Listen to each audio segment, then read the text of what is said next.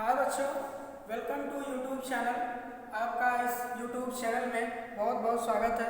बच्चों, मैं एक बार फिर से मनोज कुमार यादव आप लोगों के सामने कक्षा 9 वालों को खासकर मैं अगली वीडियो लेकर आया हूं, जिसमें कोशिका के बारे में हमें आपको बताना है। तो हमारे बच्चों, यहाँ पर आपको देखना है क्लास 9 के बच्चों को हम जीव विज्ञान का जो है अगली वीडियो कोशिका सिद्धांत के बारे में यहाँ आपको हम बताएंगे। ठीक, कोशिका सिद्धांत के बारे में बताएंगे और इसके अंतर्गत जो कोशिका होती है, कोशिका कितने प्रकार की होती है, कोशिका में क्या पार्ट पाए जाते हैं, क्या पार्ट नहीं पाए जाते हैं, तो हम आपको डिटेल से सभी भाग को बताएंगे। ठीक, तो बच्चों आप यहाँ पर गौरपूर्वक और बिल्कुल ध्यान देकर ही पढ़िएगा। कोई भी दिक्कत हो, कोई भी त्रुटि हो तो आप हमें बिल्कुल कमेंट बॉक्स में जरूर बताइएगा, ताकि हम आपको फिर से जो है बता सकें। ठीक बच्चों, तो चलिए यहाँ पर हम देखिए पहला चीज स्टार्ट किए हैं कोशिका सिद्धांत। ठीक, तो कोशिका सिद्धांत ये दो वैज्ञानिकों ने मिलकर इसकी व्याख्या की थी। पहली तो हमारा था जो है वो स्लाइडेन और दूसरा जो वैज्ञानिक था वो था स्वान। ये दोनों वैज्ञानिक ने 1838 में एक वैज्ञानिक और एक वैज्ञानिक जो था 1839 ईस्वी में दोनों बारी बारी से इस सिद्धांत को प्रस्तुत किए थे। मतलब कोशिका के बारे में बताए थे कि कोशिका किस तरीके से एक जीव के अंदर और प्राणी के अंदर कैसा कार्य करता है, तो सभी के बारे में इन्होंने अच्छे से बताया था। ठीक है, कहा गया था कि जो कोशिका होती है ये मानव या फिर सभी जीवों की संरचनात्मक एवं क्रियात्मक मूल इकाई होती है। ठीक, जिसके द्वारा मानव एक स्थान से या फिर प्राणी एक स्थान दूसरे स्थान पर क्या कर सकता है, चल और फिर सकता है और सभी कार्यों को संभव बना सकता है। ठीक, तो ये स्थिति जो है किसने दिया था, हम चलते हैं स्टार्ट करते हैं। देखिए बच्चों, कहा गया है कि सन 1838 ईस्वी में कौन वैज्ञानिक, तो स्लाइडेन। क्या नाम था इनका, स्लाइडेन। ठीक है, और सन 1839 ईस्वी में दूसरे वैज्ञानिक, इसका नाम था स्वान। ये दो वैज्ञानिकों ने मिलकर इस कोशिका सिद्धांत का क्या किया था, वर्णन किया था। समझ गए, इन्होंने बताया था कि कोशिका जो होती है किस तरीके से कार्य करती है, कैसे जो है रहती है, सभी चीज को ये दोनों वैज्ञानिकों ने इस कोशिका सिद्धांत को प्रूव किया था। समझ गए, तो चलिए अब स्टार्ट करते हैं। फिर अब क्या क्या प्रूव किया था, इनके सिद्धांत के अनुसार हमें वो जो है बताना है। तो देख लेते हैं अनुसार क्या है इनका जो है। ठीक है, तो पहली तो इनकी अवस्था क्या थी, हमें ये देखनी है।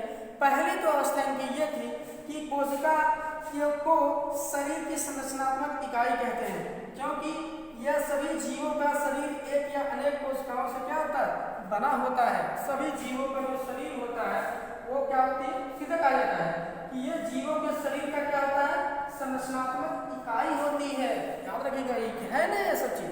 अर्थात कहा जाता है कि सभी जीवों का शरीर जो होता है वो एक या एक से अधिक कोशिकाओं से मिलकर क्या होता है, बना होता है। ये पहला नियम स्वान और स्लाइडेन ने दिया था। ठीक, इसके बाद ये तो पहला नियम हमारा हो गया। दूसरा नियम इन्होंने बताया था कि कोशिका जीवधारी के शरीर की क्रियात्मक इकाई है, अर्थात वह सभी कार्यों को बनाने में संभव रहती है, कोई दिक्कत इसमें नहीं होता है। समझिए, इसके बाद इन्होंने कहा था कि क्योंकि जीवन संबंधी सभी क्रियाएं कोशिकाओं पर ही डिपेंड होती है। ठीक, जीवन संबंधी जितनी भी क्रिया है सब किस पे डिपेंड होती है, कोशिका पर ही डिपेंड होती है। क्योंकि अगर हमारे शरीर में कोशिका नहीं है तो हम अपने शरीर को क्या कर सकते हैं, बिल्कुल स्टैंड नहीं कर सकते हैं। ठीक है, इसलिए कोशिका और हम किसी भी क्रियात्मक कार्य को नहीं कर सकते हैं। ठीक, इसके बाद बच्चों आगे चलते हैं हम। तीसरा पार्ट उन्होंने बताया कि कोशिका में विभाजन होता है। अगर कोशिकाओं में विभाजन होगा तो विभाजन होने के बाद नई कोशिकाओं का क्या होता है, निर्माण होता है। तो इन्होंने कितना नियम बताए थे, तो 3 नियम। कितना नियम, 3 नियम बताए थे।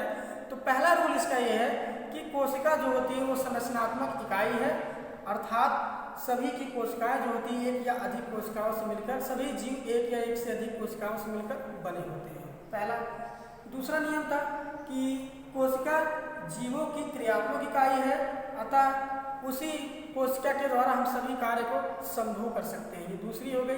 तीसरी कोशिका का विभाजन होता है, अर्थात विभाजन होने के बाद इसमें नई कोशिकाओं का क्या होता है, निर्माण होता है। तो कितने नियम इन्होंने बताए थे, कोशिका के बारे में 3 सिद्धांत दिए थे जो कि हमने आपको बता दिया। ठीक, फिर चलते हैं हम आगे। कोशिका के प्रकार, कोशिका के कितने प्रकार होते हैं ये भी हमें जानना बहुत ही जरूरी है।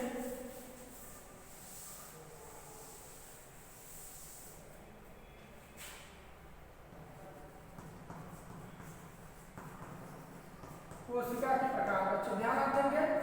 कोशिका जो होती है वो 2 प्रकार की होती है। पहली तो होती है हमारी प्रोकैरियोटिक कोशिका, प्रोकैरियोटिक है,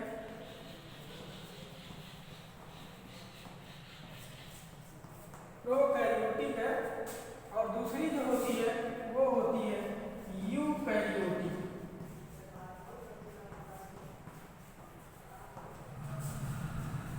यूकैरियोटिक कोशिका, समझ गए। कोशिकाएं कितने प्रकार की होती है, 2 प्रकार की। पहली तो प्रोकैरियोटिक कोशिका, दूसरी यूकैरियोटिक कोशिका। ठीक, ध्यान देंगे बच्चों आप कि अब हम देखते हैं कि प्रोकैरियोटिक कोशिका क्या होती है। तो बच्चों प्रोकैरियोटिक कोशिका यह केवल एक कोश की प्रणाली में पाई जाती है, अर्थात इसके अंतर्गत जो केंद्रक होते हैं वो पूर्ण विकसित नहीं होते हैं, समझ गए, जिसे हम क्या कहते हैं, प्रोकैरियोटिक कोशिका कहते हैं। ठीक, उसी प्रोकैरियोटिक कोशिका में बैक्टीरिया, नीले हरित शैवाल इसमें पाए जाते हैं जो कि उनके अंदर केंद्रक विकसित कम होते हैं। ठीक है, तो दूसरी चीज जो हमारी है यूकैरियोटिक कोशिका, यूकैरियोटिक कोशिका में बहुकोश की और एक कोश की प्राणी दोनों आते हैं इसमें। कौन कौन, यूकैरियोटिक और प्रोकैरियोटिक दोनों जो है, मतलब सॉरी, यूकैरियोटिक कोशिका में एक कोश की और बहुकोश की दोनों प्राणी इसमें क्या करते हैं, पाए जाते हैं। ठीक, परंतु उसमें केंद्रक पूर्ण क्या होता है, विकसित रहता है। ठीक, इसलिए इन्हें किसमें रखा गया है, यूकैरियोटिक में रखा गया। हम लोग किसमें आएंगे, मानव, यूकैरियोटिक, समझ गए। और प्रोकैरियोटिक में जीवाणु और नीले हरित शैवाल आते हैं। ठीक बच्चों, तो चलते हैं फिर हम एक बार थोड़ी सी देख लेते हैं।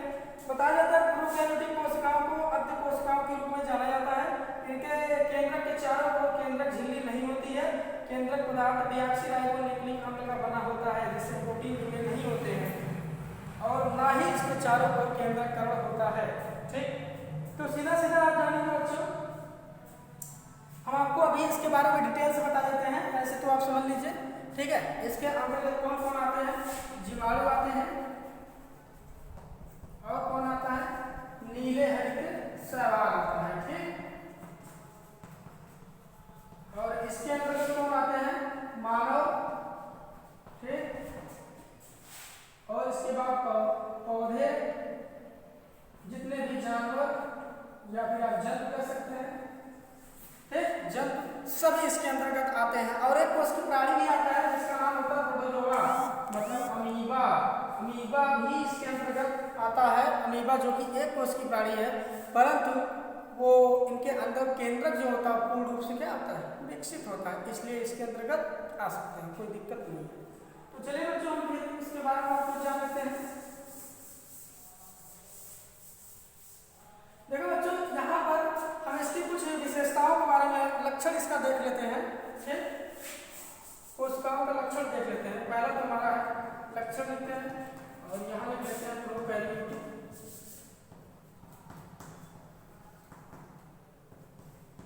प्रोकैरियोटिक। दूसरा लिख लेते हैं यूकैरियोटिक, ध्यान दीजिएगा। ठीक, देखिए लक्षण में स्टार्टिंग में सबसे पहला कोशिका भित्ति।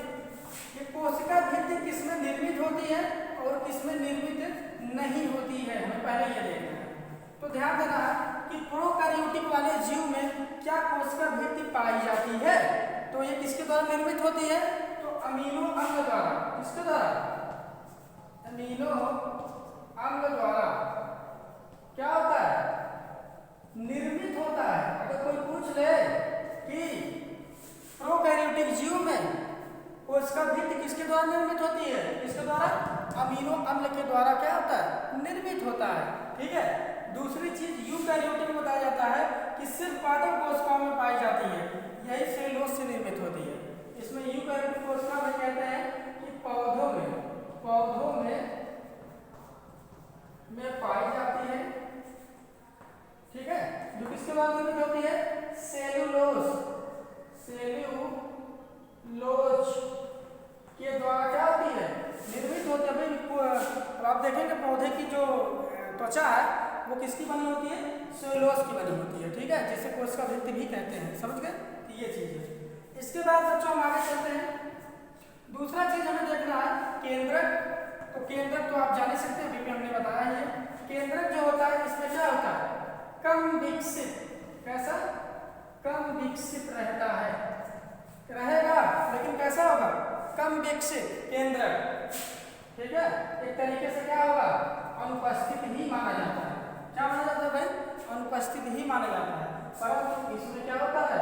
उपस्थित। बहुत इंपॉर्टेंट चीज है केंद्रक। इसमें क्या होता है? उपस्थित रहता है। इसके बाद बच्चों आगे देखना हमें केंद्रक कला। केंद्रक कला का मतलब केंद्रक के चारों दीवारों की तरफ आवरण। तो भाई देखिए इसमें क्या होता है? अनुपस्थित, क्योंकि केंद्रक विकसित होता है, इन्हें बिल्कुल नहीं पाया जाता है अनुपस्थित, परंतु इसमें क्या होता है? उपस्थित। समझ गया ना? इसमें उपस्थित रहेगा, इसमें क्या होगा? अनुपस्थित रहेगा। समझ गए? यहाँ लिख लीजिए उपस्थित, ठीक। इसके बाद बच्चों में ये देखना है केंद्रिका। केंद्रक का छोटा रूप होता है जिसको कहते हैं केंद्रिका, जिसकी खोज हंटाना ने किया है। किसने किया है? हंटाना नामक वैज्ञानिक ने इसकी खोज किया है। तो इसमें जो होता है, इसमें भी क्या होता है? अनुपस्थित, और इसमें क्या होता है भाई? उपस्थित। इसमें भी वो चीज क्या होती है? पाई जाती है। समझ गए? ये स्थिति इसमें होती है। आगे बच्चों देखना है गुणसूत्र। तो देखो बच्चों गुणसूत्र जो होता है इसमें किसका होता है? डीएनए के एक अणु का बना होता है, ठीक है। डीएनए के कहा जाता है केवल डीएनए के एक अणु का बना होता है, ठीक है। अर्थात हिस्टोन नहीं पाया जाता है। हिस्टोन प्रोटीन होती है, वो इसमें नहीं पाई जाती है, क्योंकि ये डीएनए के एक अणु से क्या होता है? बना होता है। हम लोगों में डीएनए के असंख्य अणु हैं, ठीक है ना। और इसमें मतलब डीएनए प्लस हिस्टोन प्रोटीन का बना होता है। डीएनए प्लस हिस्टोन प्रोटीन दोनों पाए जाते हैं। समझ गया ना? हम लोगों को पूर्ण विकसित होता है वो चीज, ये बात। इसके बाद बच्चों आगे हमें देखना है, इसके बाद बच्चों डीएनए के बारे में देखना है। तो डीएनए में सिस्टम ये होती है कि इसमें जो होता है वो कोशिका द्रव में होता है। कहाँ होता है? कोशिका द्रव में अंदर उपस्थित रहता है। समझ के ध्यान दीजिएगा, इसमें क्या होता है? रहता है। लेकिन हम लोगों में केंद्रक में स्थित रहता है। हम लोग कहाँ? केंद्रक में स्थित रहता है। केंद्रक में क्या होता है? स्थित रहता है। ध्यान दीजिएगा, बहुत इंपॉर्टेंट है ये, ठीक। तो ये सब था बच्चों जो हमने आपको बता दिया, बहुत इंपॉर्टेंट है, आप ध्यान देकर इसको पढ़ेंगे। ओके बच्चों, तो चलिए बच्चों फिर हम आगे देखते हैं।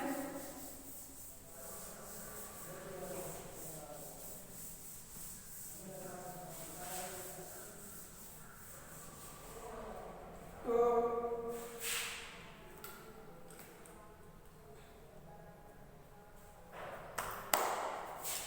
चलो बच्चों हम आगे देख लेते हैं इसके बारे में।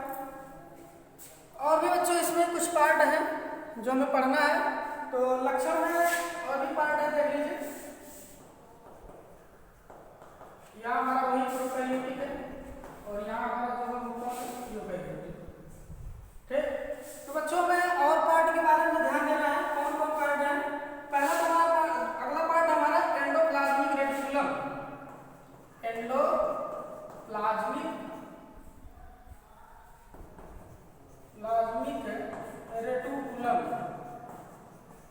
रेटिकुलम।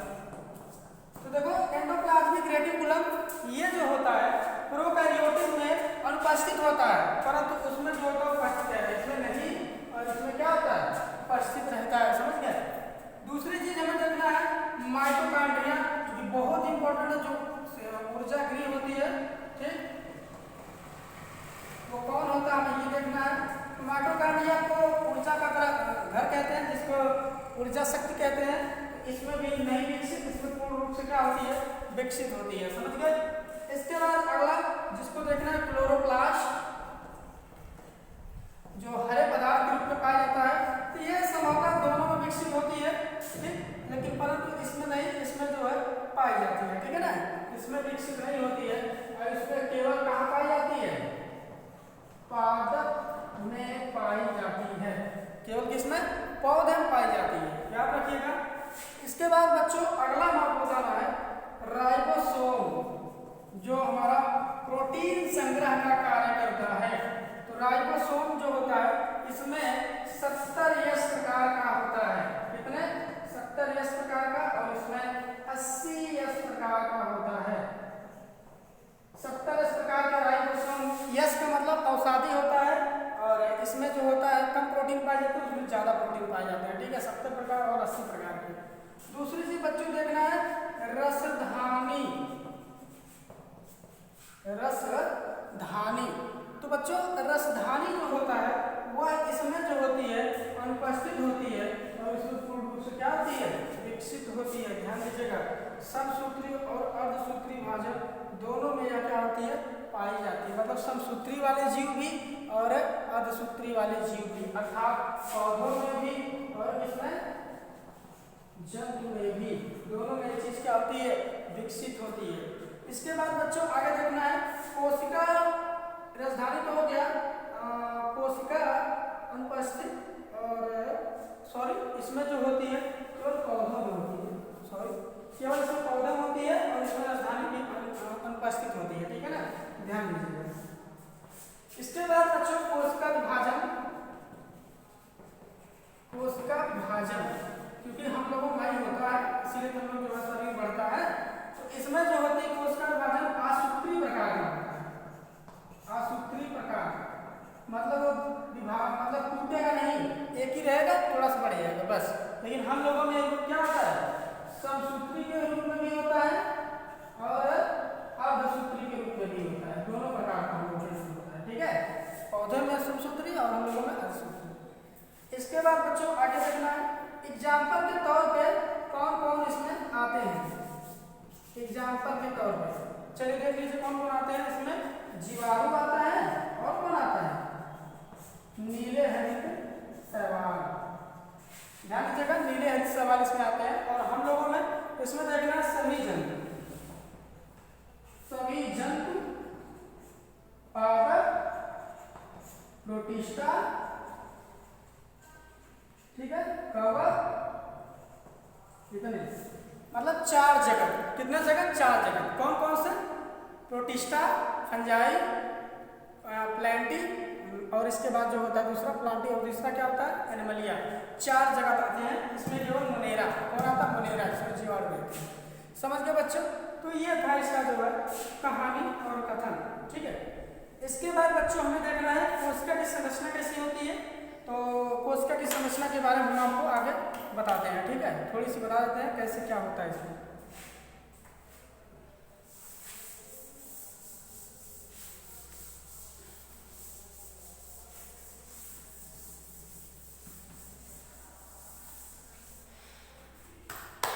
कोशिका की संरचना,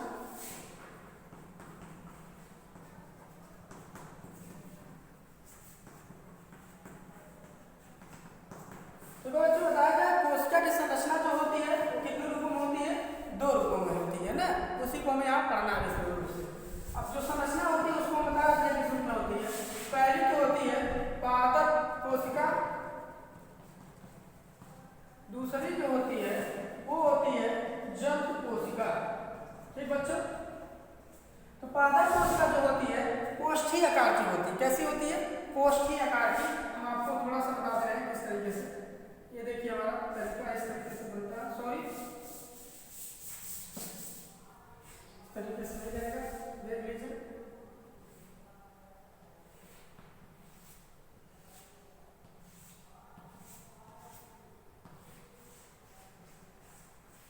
देख रहे हैं इस तरीके से कोशिका होगी, ठीक है। इसके बारे में हम आपको बताएंगे, होती है पादप कोशिका, और जंतु कोशिका जो होता है वो इस तरीके से निर्मित रहता है। आप देखेंगे इस तरीके से, ऐसे करके ऐसे निर्मित होता है, होता है, इस तरीके से होता है। तो ये कोशिका हम लोगों के अंतर्गत ऐसी पाई जाती है।